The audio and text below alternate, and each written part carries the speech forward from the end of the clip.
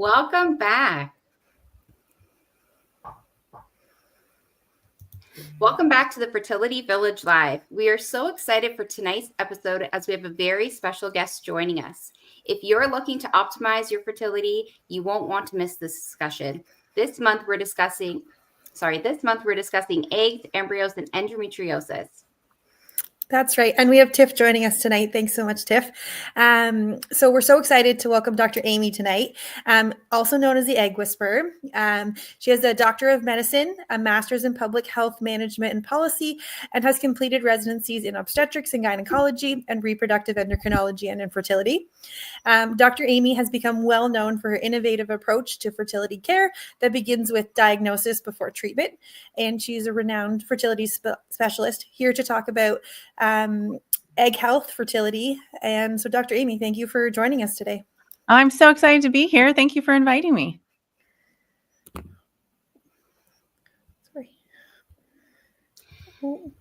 Dr. Aimee, can you discuss with us, Dr. Aimee, welcome back. And can you discuss with us how you got into this line of work and what makes you so passionate about eggs?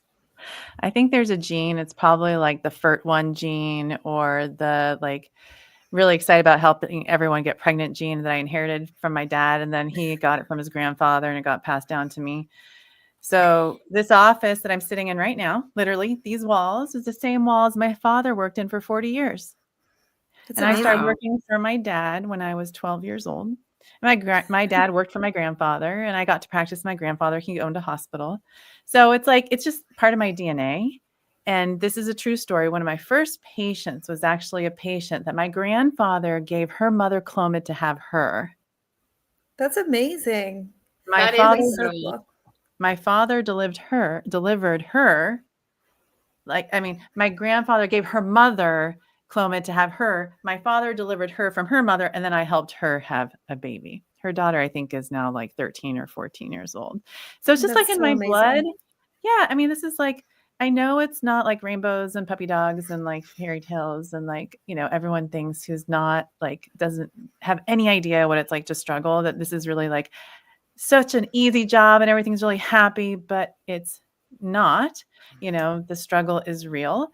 But I just feel like I was genetically engineered to help people through really hard things. And I love being a part of people's lives.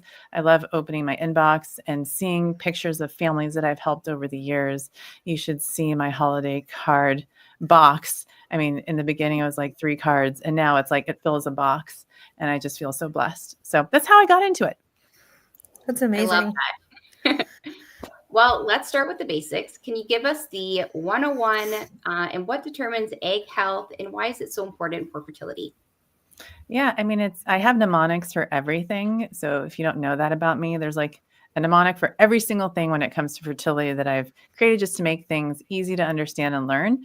And when it comes to egg health and fertility, it's actually age. It's the word age, and that stands for age, genetics, and environment.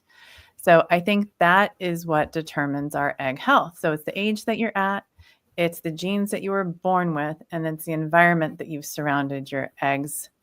I don't know what the right word is, but the environment that your eggs have been surrounded in, whether it's an environment of nicotine or high pollution or lots of plastics, that environment makes a big difference. That's interesting. So we often hear about the significance of both egg quality and quantity in fertility, and how do these factors impact a person's ability to conceive? And additionally, in my case, I have consistently retrieved immature eggs, despite undergoing 2 IVF cycles with different medications. I did the Recaville trial and then a regular with traditional medications. We double triggered, follicles looked great. And again, all immature eggs. And I was about 28 when I did my first round. So what steps would you recommend in situations like this or people with egg issues? Yeah, I think the first thing is to rule out silent endometriosis. The second thing is to rule out a genetic cause, like a chromosomal issue that would cause embryos not to grow. I would also rule out and treat any possible hormonal imbalance like PCOS. And then if I had my way, everyone would get whole genome sequencing or, look at all the genes, including the fertility genes, because there are genes that are responsible for how our eggs mature that if you knew before you started your journey that you carried one of these rare variants, well, they're not so rare, but they're uncommon, that you would have a different expectation going into treatment. You would kind of have the why ahead of time. So some of those genes that affect egg maturity also impact how an embryo grows. So even if you have a mature egg, there's a lower likelihood that that embryo will turn into a blastocyst. And then, believe it or not, some of those variants also affect how an embryo implants. So I tell patients the answer is often in our DNA. It's in our genes, but we just don't have the test that I can show you that tells us that. There was a company called Cellmatics back in the day. This was maybe like 8 years ago. And they actually had a test called Fertilome, Fertility Genome. And I thought it was a beautiful test. I did it on all my patients because I was like, wouldn't that be so great? I could actually tell a patient's fortune before she started her fertility journey and just kind of look into her DNA and be like, this is what you might want to watch out for, especially the egg freezers when they're freezing their eggs at like 25, thinking at 46 they can come back and poof, have a healthy embryo, to only find out that it just does not work that way. Right. But I think a lot of it is in our genes. Yeah, one of the doctors did mention to me the TUB8 gene specifically. And so I know in Canada, to get a lot of that stuff tested, we have to send things to Germany in order to get that testing done in Canada. So I know it's, it's just interesting for sure. It's doable. I mean, you can do it in the US. It's very easy. It's Fulgent is the name of the company. So they have a male infertility NGS or next gen sequencing panel. They also have a female panel, and TUB8 is one of them. I think there's about 83 genes or so on that panel. It's around $800, and the results take about 3 weeks to come back. But it's just not something that everyone like needs to do up front. But I feel like if it was something that everyone could do up front, it might save patients from a lot of heartache. And who can order that test? Sorry to go off script there. So who can order that test? Does it have to be fertility? No, anyone can order that test. I actually think there even could be a consumer direct way of getting it done without needing a doctor's order. I'm not sure about that. You'd have to double check that. Okay. But, I can order it for anybody who wants the test easily. Oh, yeah, that's amazing. That is amazing. That's super interesting. Well, now that we know the basics, let's talk a little bit about the practical steps. What lifestyle changes can people make to improve the quality of their eggs? Yeah, I mean, I think the first thing I talk about is like, can you run a 10-minute mile? So I know you're like, what are you talking about running? We're talking about quality of eggs. But lifestyle wise, like if you want your eggs to be in shape, you need to be in shape. And running shouldn't be just from someone who's chasing you down the street with a gun. And that's usually what I normally would do. Like, you're not going to catch me running unless someone's chasing me with a gun. And I know that's a little triggering, but that's the reality. But I actually don't want that to be everyone else's reality. I want you to be physically fit. And that also means cardiovascular fitness. That means I want you to do strength training, stretching, and I want you to be able to run a 10-minute mile effortlessly without feeling like you're going to die. So that's one. I want you to be fit, because if you're fit, then there's a higher chance that your eggs will be fit. So that's one lifestyle change. The other one is eating healthy, sleeping well, hydrating well, decreasing stress, making sure your relationship with yourself and your partner, if you're partnered, is a healthy one. If you're stressed out, your eggs might be stressed out. If you're not happy, your eggs might not be happy. I know that sounds silly, but that's really what I believe. So I feel like when patients treat themselves kindly and love themselves, then maybe their eggs will be lovelier. And I learned this from Lauren. I think he's the reason why I'm here, because he introduced you to me, but he taught me this kiss your ovary. I'm not sure if you've seen him do that. No. So I tell patients to kiss their ovaries and show them love. Is that really going to improve egg quality? I'm not sure, but it can't hurt. So I tell the partners, kiss your wife or kiss her ovaries, whether you do it with your fingers or directly. I can do it with my fingers. It would be weird if I'm kissing my patient's ovaries. Slightly odd. I might get arrested. Yeah. And then obviously, environmental toxins like excessive alcohol, smoking, marijuana, just say no to drugs is what I tell my patients. Yeah.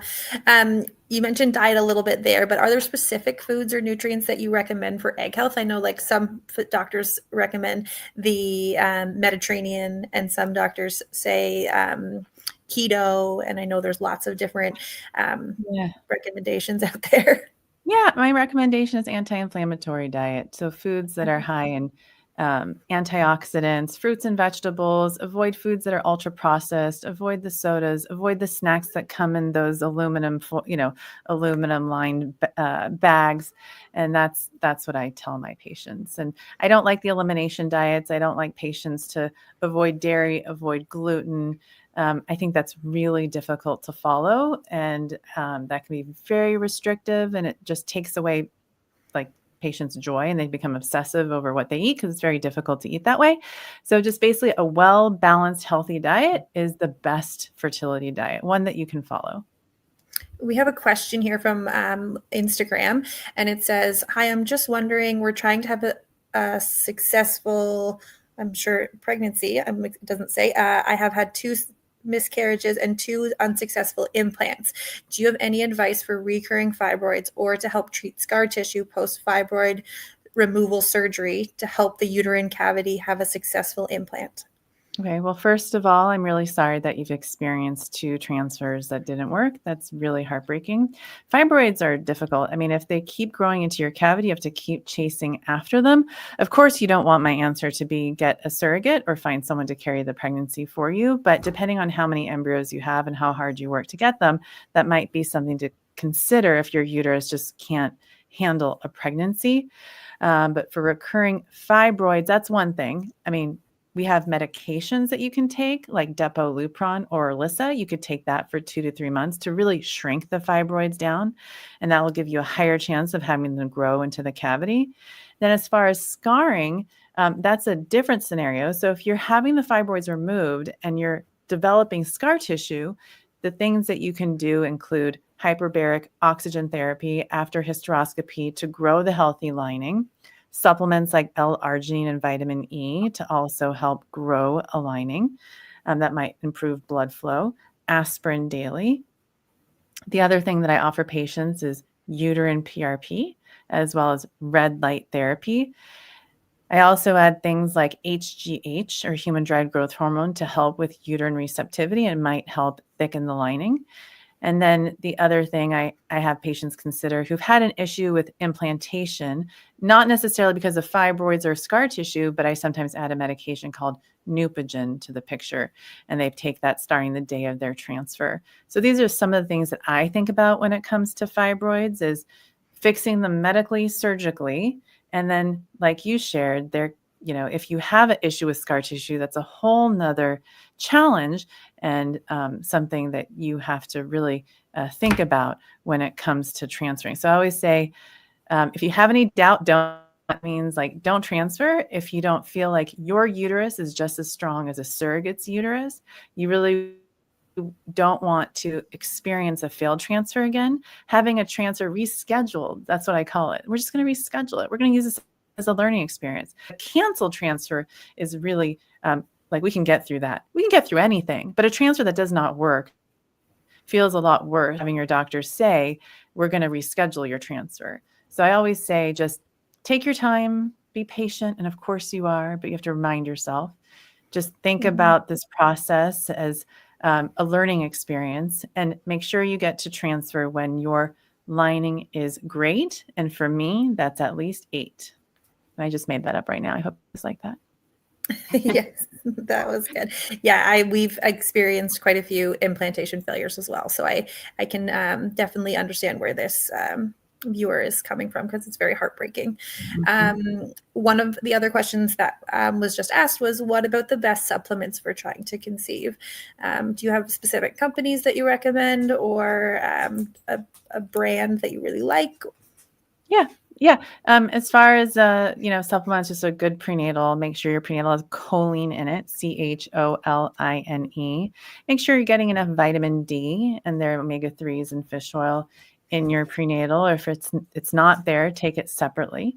I tell all my patients to take CoQ10. And then I also tell them to take NAD, and the brand is True Niagen. If a patient has a propensity toward prediabetes, or maybe they had gestational diabetes in the past, I have them add Ovasitol. So that might help prevent gestational diabetes. But that's just in general what I recommend to my patients. A good prenatal, CoQ10, and then True Niagen, and then Ovasitol if they might have PCOS or prediabetes. And is that for all of your patients throughout all of their cycles? So patients who All are of going them. through, okay. Yes, Yeah. absolutely. All of them, whether you're egg freezing, whether you're, I think that taking these supplements even long-term can potentially slow the age-related decline of our egg quality that we see. So my theory is women who saw me, let's say in their 20s to freeze their eggs, I told them to all call me when they're 40 and reach out to me and be like, hey, Aimee, this is what happened to me. You were right. I actually never had a miscarriage and I could have a baby at 40, just like you said, because I took CoQ10 for the last, 25 years. So that's my theory. We'll see if it's going to be, come true, but that's what I hope that these kinds of supplements can do for our patients. Try and maintain the health of the mitochondria in the egg cell as the patient gets older.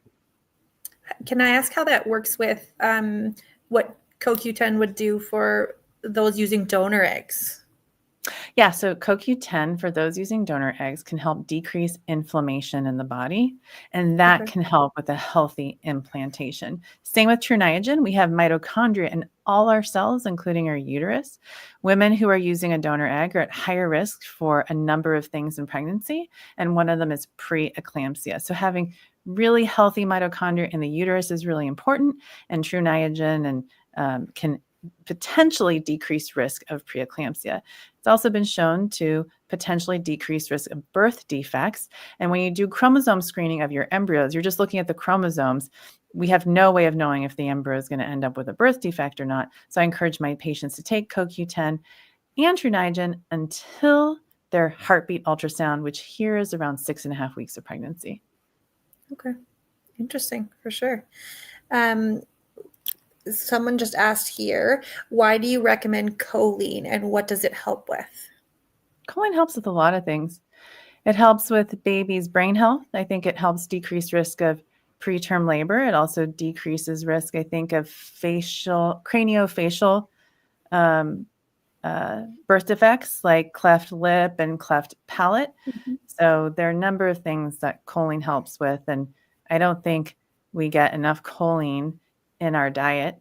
And a lot of prenatals actually don't contain it. So you have to check and make sure that they do. I personally don't eat eggs. I just drink my food. I don't have time to actually chew. So unless I'm drinking egg whites, I'm not getting any eggs unless it's in my food that I'm drinking. But yeah, so taking choline separately is important if your prenatal doesn't have it.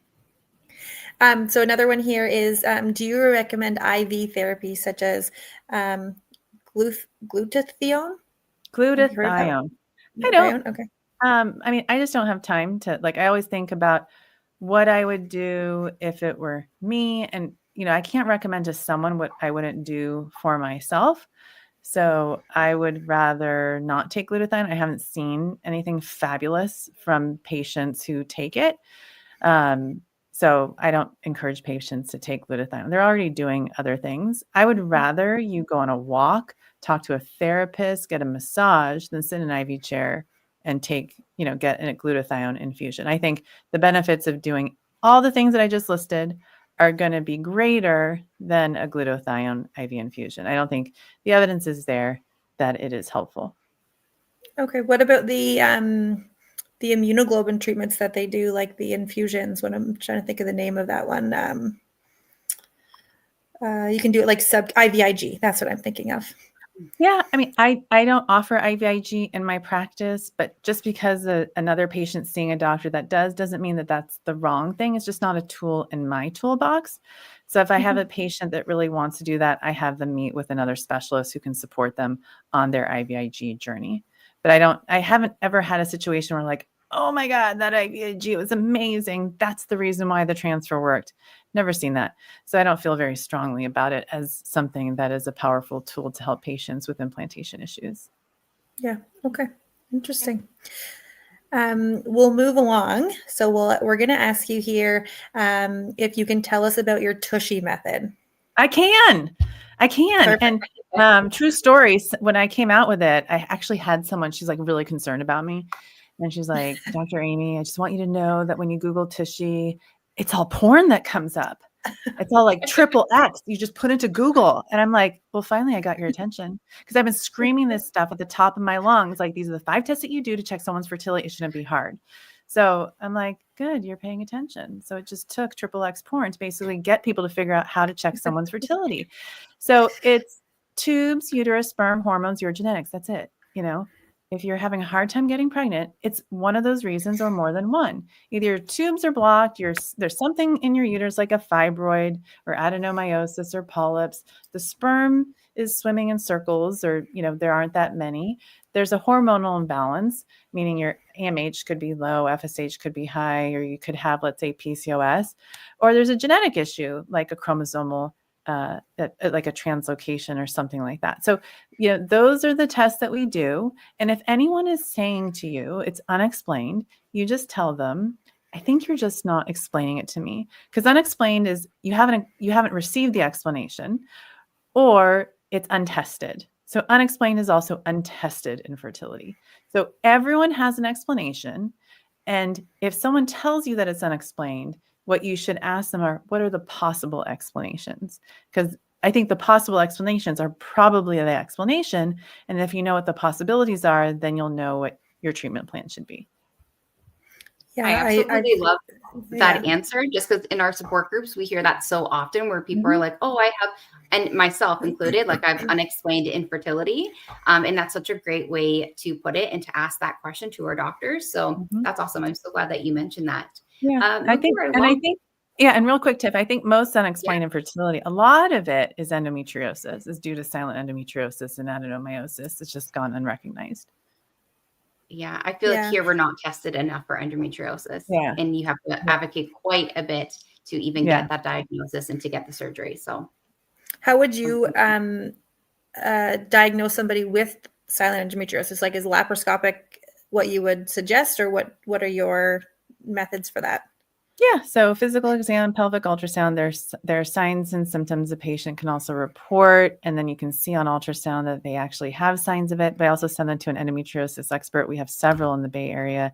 My office is right outside San Francisco. So I'm so lucky to have access to these fabulous excision surgeons. And then they're really the ones that tell me what's going on and whether they think the patient has it or not. Sometimes I do the Receptiva DX test, which is a gentle biopsy from the lining that tells us if there's a chance a patient has it. And then a lot of patients will have laparoscopy if they choose to. If someone's had implantation issues and has lots of symptoms, they don't want to do surgery, then I say, no problem. We'll just assume it's there, and then we can treat them with suppression medications like Orlissa or Depo-Lupron. Okay. Yeah, we tried Orlissa before, so that's, I've heard of that one. Yeah. We have a question here. A little off topic, but is there a trick that you recommend for PO shots so that it doesn't hurt? Suggestion as like heat afterwards, or? Yeah, you remember I'm all about acronyms. So my acronym for the progesterone and oil shots is HIMS. Okay, but it's not in order, unfortunately. So it's heat, ice, massage, shot, and squats, but not in that order. Okay, so that's what you do. But it goes like this: ice, shot, heat, massage, squat. And I could show you. So I'm just kidding. I won't show you. Those are my tricks. So you ice area first. I love it. And then you massage it with heat, and then you do squats. Okay. Amazing. I love it. That's great. There's so much information out there about fertility. What are some of the biggest myths that you have heard about egg health? Oh, that it takes 3 months to improve it. I'm like, no. I've heard that before. Yeah, I'm like, you're in control of your health. And people are like, I'm going to quit my job and it's going to be amazing. I'm going to eat healthy and I'm going to stop eating gluten. I'm going to stop drinking. And I'm like, oh, wouldn't that be cool if that was actually a thing? It's not a thing. I mean, but that's all you can control. So it feels good to feel like you have something to do. But you almost have to just say, I'm going to do that, like do what's just satisfying to me, but I'm also going to let it go. Yeah. And I'm going to go with the flow and understand that I can only control what I can. At the end of the day, I have no control.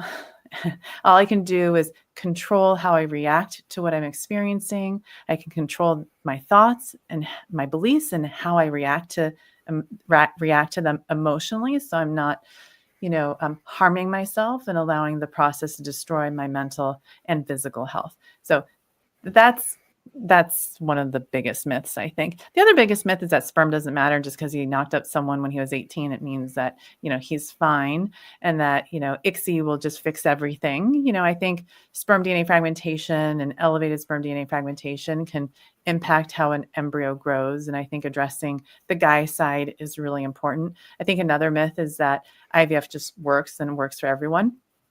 Mm-hmm. And the other myth is that when you do PGTA, you're screening everything, and the embryos are genetically screened, and they're not. I called PGTA, which stands for pre-implantation genetic testing for aneuploidy. I call it PGT ambiguous because it's a very unclear test. However, it's very useful. It allows us to prioritize embryos to transfer. It allows us to not choose an embryo that, let's say, has trisomy 13, 16, 18, 22, 21. Like, these are embryos that it can actually grow until you deliver and then stop growing soon after birth, which is like so heartbreaking. But I think a lot of embryos are discarded and destroyed and not given a chance unfairly, and patients aren't truly understanding that PGTA is not PGTA accurate. It's PGTA. It should be PGTIA or inaccurate. So I transfer embryos from all over the world from patients who move them here that are abnormal, low mosaic, high mosaic. I give segmentals, chaotics. I give every embryo a chance if a patient wants that chance, because I have seen abnormal embryos turn to healthy babies. So those are some of the biggest myths. Yeah, I've heard that too, because they're only testing a couple of cells within the embryo. So like they could be abnormal cells, but they could be like normal cells throughout the rest, and then say vice versa. So I've heard some things about that as well. That's interesting. Yeah. We have a couple other questions coming in. Some of them are a little again off topic, but we can ask them here. So how does endo affect an FET? Yeah, so endometriosis is basically inflammation. And if you have inflammation around an embryo, it's less likely to implant. Can you have endometriosis and have a successful implantation? Absolutely. So I don't want you to think that just because you've received that diagnosis, you can't get pregnant naturally or with a transfer. But depending on how severe it is, you might want to talk to your doctor about suppressing it first, using a modified natural cycle transfer, for example, that uses letrozole instead of a controlled cycle, which is pure estrogen, that could stimulate even more inflammation. The other thing about endometriosis, I think it can cause inflammation to collect inside the fallopian tubes, and that can also be harmful for an embryo and make it less likely that it successfully implants. So basically, endometriosis equals inflammation, which equals potentially a lower implantation rate. I have a question here. Not that it's been asked, but now my personal question. If you were to succeed and that embryo were to implant and you have endometriosis, can that inflammation affect the uterus so much that you could lose that embryo? Yeah, absolutely. It can increase risk of miscarriage. And if the inflammation from endo is even more significant and you have adenomyosis, it can cause preterm labor and delivery even before viability. And it can also cause postpartum hemorrhage, because if you have inflammation in the walls of the uterus, it makes it hard after delivery for the uterus to contract back down, and a woman could potentially need a blood transfusion after she delivers. So in the spirit of Endometriosis Awareness Month, and because we're kind of already talking about this, can you speak to the impact of endometriosis on egg quality and on embryo quality? Absolutely. So endometriosis can, not to be, I'm a little passionate, so I'll just try and take it down a notch. It's okay. But it's hard for me too. So, yeah. So when it comes to endometriosis, it can rob a young woman of her fertility. So my thing is this: if you didn't know that endometriosis is something that you can be born with, you should know. And if you're born with it, you could suffer as a teenager. And sometimes these young women have surgeries that involve removing ovaries before they're offered fertility preservation. So endometriosis can rob us of healthy eggs. Endometriosis can make our eggs run out at a younger age than one would if they didn't have endometriosis. Endometriosis causes eggs to be less mature. it also causes eggs to be less viable. So a woman who has endometriosis could have a lower blast formation rate and could have a lower blast euploid rate. So they might have more abnormal embryos than someone that does not have endometriosis. So I encourage women who have endo to freeze eggs. If, let's say, you're partnered or you're ready to be a single mom by choice and you have that diagnosis of endometriosis, please don't wait. Go ahead and freeze embryos now just to preserve your fertility for the future. You can still try naturally, but you're going to thank your younger self for storing embryos for when you're older, ready for more kids. So those are some of the things that endometriosis can do to a woman's eggs and how it can impact our fertility. Do you recommend, because you said freezing embryos, do you recommend freezing embryos over freezing eggs? If you can? Oh yeah. I mean, if you're in a situation where you're freezing your partner, and yeah, absolutely freeze embryos. I think a lot of times like young women are like, freeze your eggs and, save your fertility or preserve it. But married couples or people who are partnered aren't encouraged to do the same thing. It's like, have a baby. Don't have a baby until 2 years after you deliver.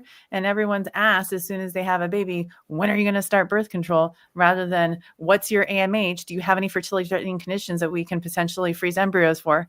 Because that's what I would do if I was delivering babies, which I don't. So yeah, I think more people should know about age-related decline in fertility. And one of the most common reasons for secondary infertility is age. So if we educated people about that when they had their first baby and said, like, don't wait 5 years to try. I mean, you can, but if you're going to wait that long to have your second baby, freeze eggs while you still have them or make embryos. You talked a little bit about the genetic components. And do you see that often running in a family? Like, do you often see like siblings? It can. Yeah, absolutely. Sometimes within like brothers. But the problem is a lot of people don't talk about this stuff. Like, I'll talk to someone and I'll be like, yeah, my brother doesn't have kids, but we don't talk about it. I'm like, well, talk about it. This is a good time. Let's talk about it. I mean, in my family, we talk about everything. And when I say everything, like you'll turn red when I tell you what we talk about. Oh, mine too. Everyone. Yeah, totally. Yeah. I mean, we just don't not like we talk about everything. So but a lot of families don't. I mean, no one talks about this kind of stuff, and everyone just sub out the weather and what they ate for dinner or which restaurant they're going to go to. But it would be good for people to have these deep conversations about their fertility history and what runs in the family. I got to tell you, my first patient in my practice, she was 40 years old. First patient. And I diagnosed her with primary ovarian insufficiency, which is early menopause. Right. And I said to her, how old was your mom when she went to menopause? And she goes, I don't know that question. I'm like, how do you not know that question? Her mom was 40. And I was like, if only your mom had told you 10 years ago, then you could have frozen your eggs. And then her mom felt so guilty. She's like, I had no idea that this runs in the family.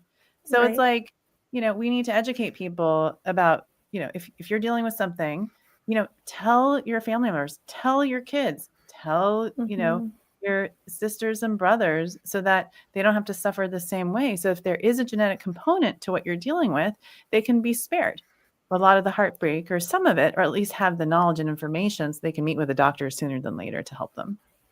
Yeah. Definitely. I was just curious because both my sisters had no issues, and my sister's like, we're getting pregnant this month and we're going to get pregnant and we're going to have kids 18 months apart. And like, that was the thing. And my other sister didn't have much difficulty getting pregnant either. And then it came to me, and I was the first one in our like family, and everyone's like looking at me like, we don't understand. Why is it not working? Like we're having a kid. When is this happening? So I think it's, I was just curious if you saw like a genetic trend in like families. Yeah. And I do see a genetic trend, but you can also have a variant that's sporadic and something that just occurred in you without being in the family also. And it could also be something that your dad might have passed on to you, and you can't ask your dad questions about like, what his egg quality is like and stuff like that, because clearly that just wouldn't happen. Right. And I do know that the TUB8 gene, that's the one specifically someone had mentioned to me, and that does get passed on from your father side of the thing. Yeah. So maybe this is something that we would look into. TUB8, GDF9, BMP15. There's also ZP1, 2, and 3. There's so many genes, and they're all listed. If you go to Fulgent Fertility, Infertility Female NGS panel, you'll just see the list right there. Okay, interesting. We do have another question here, and it says, how old is too late to freeze eggs? I'm 38. I thought you were going to ask, how old am I? And I was like, guess. So you're never too old to freeze your eggs, ever. If you have an egg, you can freeze it. The oldest egg that I've ever frozen is 51. Not a joke. She was waiting for the right guy. Not joking. So the thing is that I encourage women to be knowledgeable about what the likelihood of their eggs turning into a pregnancy will be before they start their journey. So they're not given or feel like they've been sold some false hope. So at 38, the likelihood of an egg passing genetic screening and being healthy is around 25%. So for a 38-year-old who wants 2 kids, I'd want probably at least 30 eggs frozen for her to give her at least a 50% chance of having that. So that's what I would want if it were me, and that's what I'd want someone to tell me. So that might be doing about 3 to 6 rounds of egg freezing. So can a 38-year-old have a successful pregnancy with frozen eggs? Absolutely. But do you have to freeze a lot of eggs to give you a really good chance? Yeah, you have to freeze more than you would freeze at 28. But the thing is this, like, if I tell my egg freezers, look, like, if you're potentially going to do this on your own in the next 5 years, you're going to choose the love of a child over the love of a man, then potentially do a round of eggs and then do a round with donor sperm so you can see, how your eggs performed. And you're going to kind of know like how many more rounds you might need to do to have enough eggs for baby number 2. So those are some of the things that I tell egg freezers, especially women at an age where they're close to the age where they're going to start running out of healthy eggs. I want them to realize that they should be freezing more. A lot of people just freeze and forget. They just do one round and then they see me and they're like, I wish someone told me. But now we're here. So no one listening to this can say, I wish someone told you, because I told you so. I think, and I've mentioned it before on a previous live, is that after our first failed round of IVF, I consulted a few different specialists, and one of the specialists, and I feel like he was the most honest doctor I ever met with, said, if people want a couple of kids, I tell them that you typically have to go through at least 1 to 3 rounds of IVF to have a successful like this amount of kids that you would like. And I think that was the most honest thing that a doctor ever told me, because at a lot of other clinics I'd been to, they're like, oh, you're going to have no problem getting pregnant. Like, we'll put you on the IVF list, but you're not going to need it. Or, you'll go through your IVF. Once we do this cycle, you're going to get you a baby. And I think that was the most honest thing a doctor had ever said to me, was the fact that, like, not everyone gets to do just one round of IVF and get potentially have a baby or have all of the kids that you want to have through that one cycle. Right. So I think that was, that's really honest what you were just saying there. Yeah. Yeah. So we have lots of questions coming in today. A couple for AMH. So is there what is the best time in your cycle to test for your AMH, and does it drop during your pregnancy? Anytime. So I call AMH always meandering hormone. And so there really isn't a particular time, or always mean hormone, because it upsets us, especially when it like drops a little bit. And all of a sudden you're like, if you're thinking about that rate of drop and then you're calculating when it's going to be 0, and all of a sudden it's going to be 0 in like 2 months, but that's just not how it works. Very slowly meanders over time until it goes down to 0. So not cycle day dependent. So there isn't a particular day at all. And then during pregnancy, it does. It is suppressed during pregnancy. I don't know exactly how much it's suppressed, but I would imagine probably around 20%. Okay. And someone else here just asked us if Ovasitol and inositol are the same thing. Inositol is not. I mean, they're the same thing. Ovasitol is a brand. Okay. That has inositol in it, and Ovasitol has myo-inositol and chiro-inositol in it. So it's basically the same thing. Okay. What is one thing that you wish people understood about fertility and egg health? The one thing Wow. It's like there's so many things. The one thing is that, I don't know. That's a really hard question. I mean, I can come up with something funny. But I mean, I think the one thing is like our bodies and our eggs were like biologically designed to have kids when we were 18. So that's like how human beings were designed. And I don't think people understand that about our eggs. And so when someone comes in at 32 and they're like, but I'm so young, I don't understand why I have egg quality issues. And I'm like, well, from a societal standpoint, you're young, but like our ovaries, like our fertility starts to decline, our egg health starts to decline between 25 and 28. So it's like, I think some cultures, like in my culture, in Middle Eastern culture, like if you're like, 30 and not married, you're like an old maid. It's like I didn't get married till I was 32. And my mom was like, do you have a pulse? Like, can you marry my daughter? What are you doing on Sunday? But I think in our culture here in the US, I see patients coming at 42 to 45 ready for their first baby. And I have to explain, the age-related decline to them. So I always do it gently and lovingly, but I feel like that's just something that I wish they knew more about when it comes to an egg. Couple more questions coming in here. Is there anything specific you recommend for a 45-year-old woman with DOR? Can they get better egg quality? Is there any suggestions for the best success or if any success? She said, I did IVF and I had one child at 41. Yeah. So I love just learning about things that could potentially help and trying them. And so the first person I usually try them on is myself. And so what I'm talking about is a drug called rapamycin, also known as sirolimus or Rapamune. It's an anti-aging drug that is approved for preventing organ rejection in transplant patients. So you're like, how is that related to fertility? It is sort of related because the medication is called an mTOR inhibitor, and it prevents fungal infections in the transplant patients.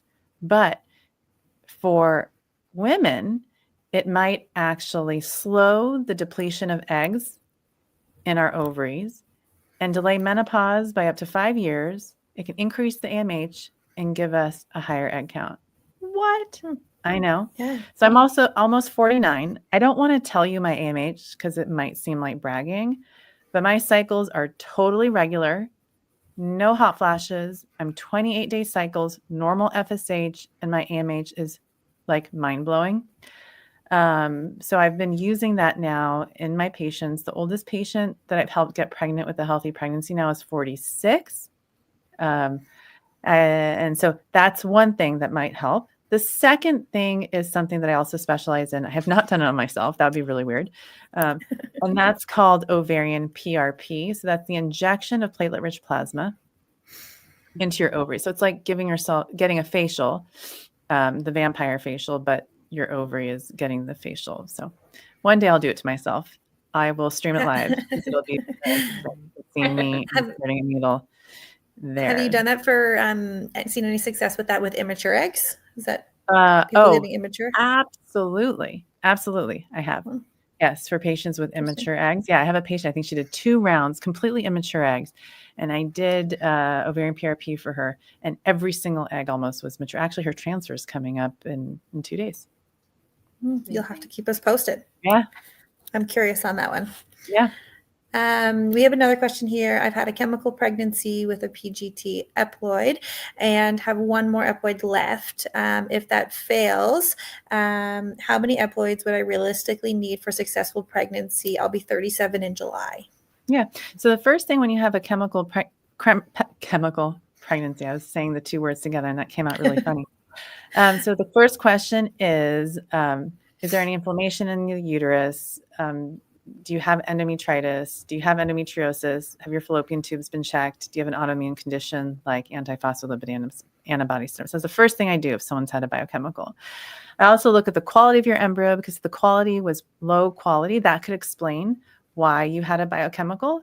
Look at the lining of your uterus. Make sure that you were super happy with everything going into this transfer and wouldn't make any changes. So that's the first thing. If you have one more euploid left, ask your doctor what the implantation rate is for that embryo. So have them give you a percentage. And if they say all embryos are the same, it doesn't matter what the quality is as long as they're euploid, you can say, you know what, Dr. Aimee said that that's a lie.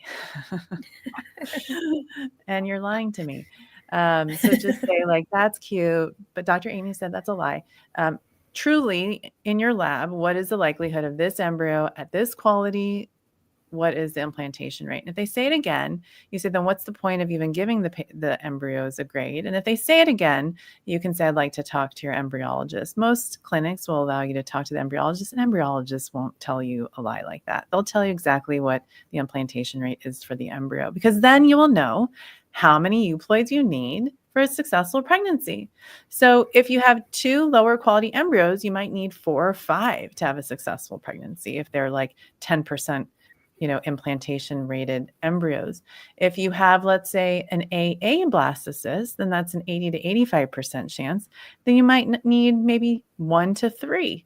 So that's why knowing the quality of your embryos is really important, so that you can make sure that you have enough embryos for the family size that you want before you start your transfer journey. And taking a pause as you're, experiencing something that's really heartbreaking, like a biochemical, to kind of figure this out with your doctor is a good idea.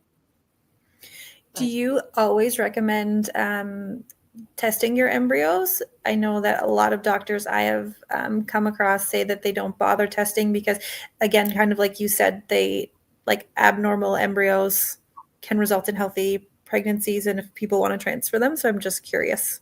Yeah, I offer it to everyone. Not everyone wants to do it. I would say probably 98% of my patients still do testing because they know that they have me. They have someone who's honest and transparent, and I'll share with them what the results mean and whether I would transfer any of the abnormals, and they get a chance to do that with me.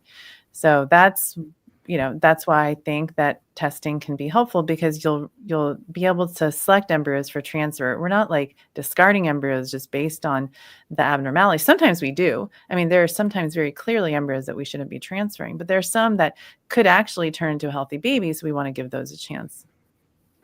Right. Yeah, that makes sense. All right.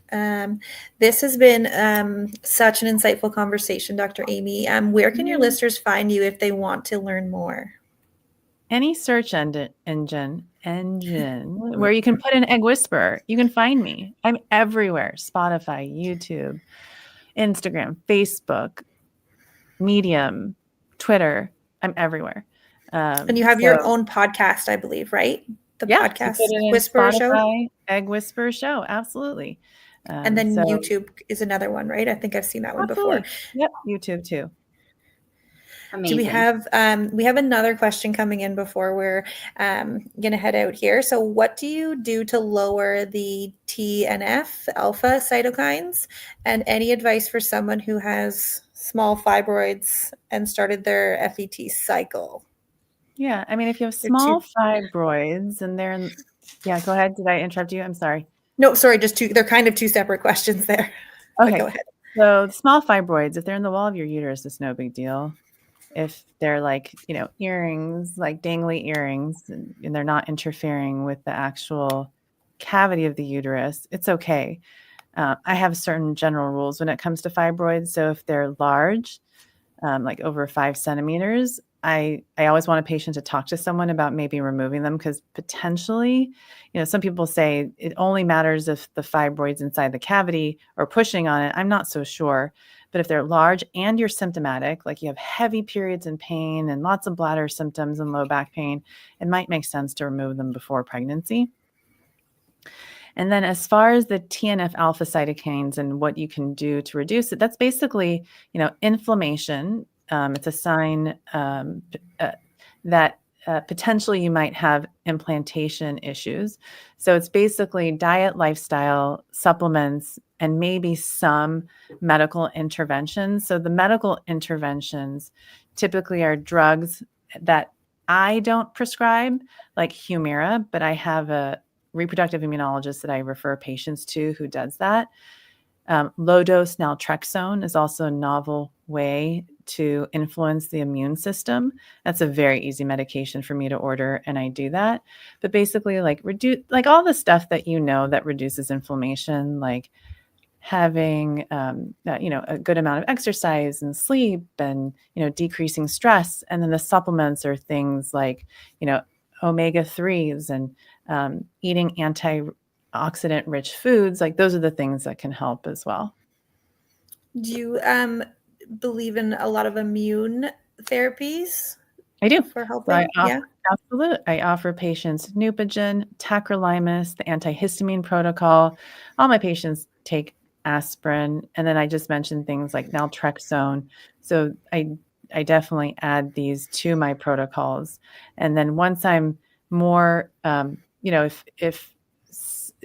once I get more comfortable with something, or, learning about it, and then a patient's done it, let's say with another doctor, and then I feel like it's time for me to start ordering it, then I'll do it. And that's kind of like how I started with Neupogen, and then how I started with tacrolimus, how I started with uterine PRP.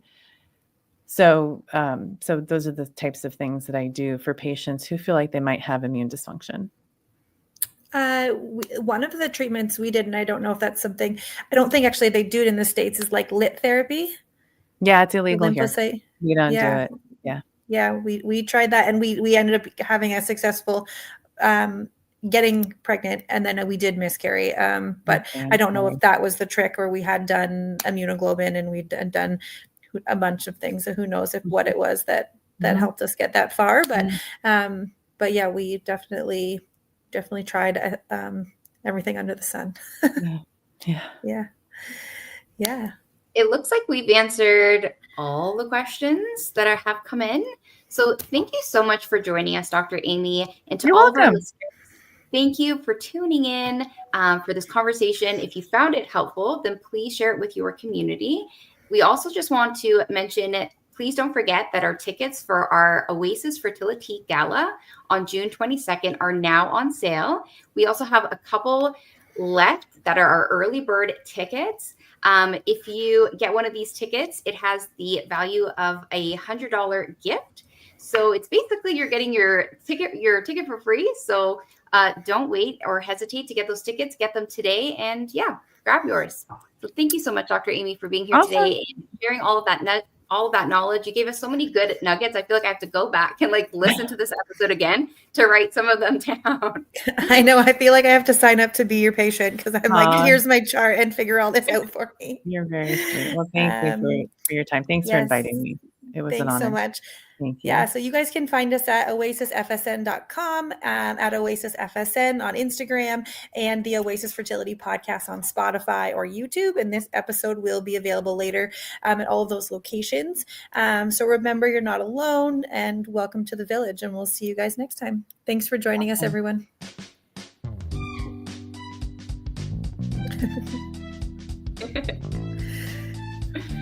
I always love our outro music.